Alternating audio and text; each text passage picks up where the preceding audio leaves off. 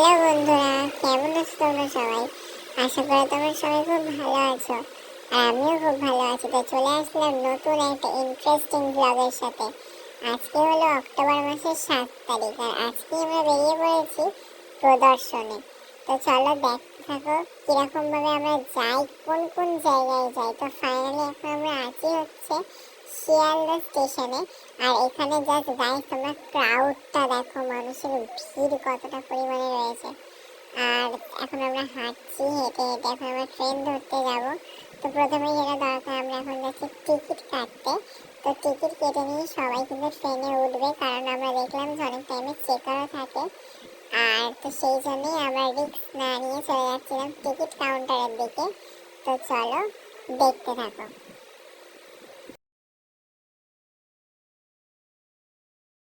বন্ধুরা, আমাদের কিন্তু টিকিট কাটাও কমপ্লিট হয়ে গেছে। তো আমরা আবারও এগিয়ে যাচ্ছি আমাদের গন্তব্যস্থলের দিকে।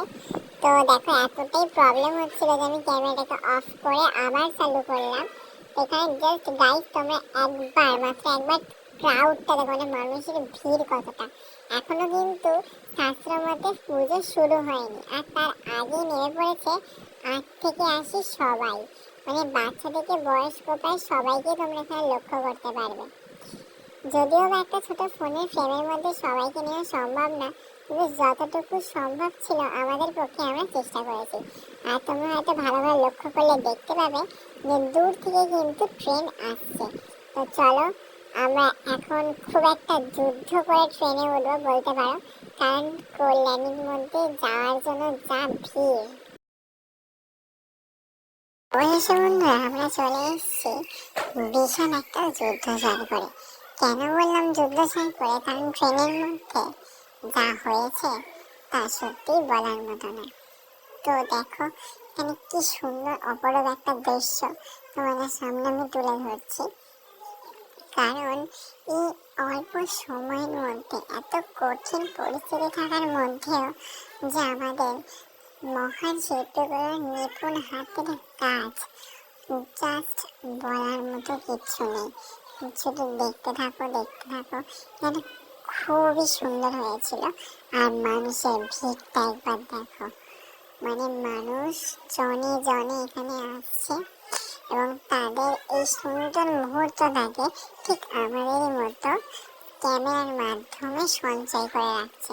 সত্যি কথা বলতে আমার সমস্ত জায়গাগুলোর মধ্যে এই একটা জায়গায় খুব সুন্দর লেগেছে, কারণ এই জায়গার মধ্যে, আর যাই হোক, প্রতিমা তো অবশ্যই সুন্দর হয়েছে।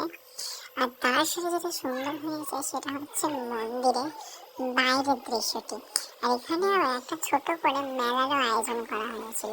তো চলো ছোট্ট করে তোমাদেরকে মেলাটা ঘুরিয়ে দেখাই। রাতভর তোড়জোড় কত উৎসবে মাথা, টই টই হইচই সব ঠিক করে রাখা। রাতভর তোড়জোড় কত উৎসবে মাখা, টই টই হইচই সব ঠিক করে রাখা। করে বিষাদে আরি মেতে আড্ডায় ভরপুর, বোধনের রং টানিয়ে ছড়ালো, বলো বলো দুঃখালো। ভিডিওটি কেমন লাগলো অবশ্যই কমেন্টের মাধ্যমে জানিও। আর ভালো লাগলে অবশ্যই আমার চ্যানেলটাকে সাবস্ক্রাইব করো। আর ফেসবুক থেকে দেখলে ফলো করতে ভুলে যেও না কিন্তু। টাটা।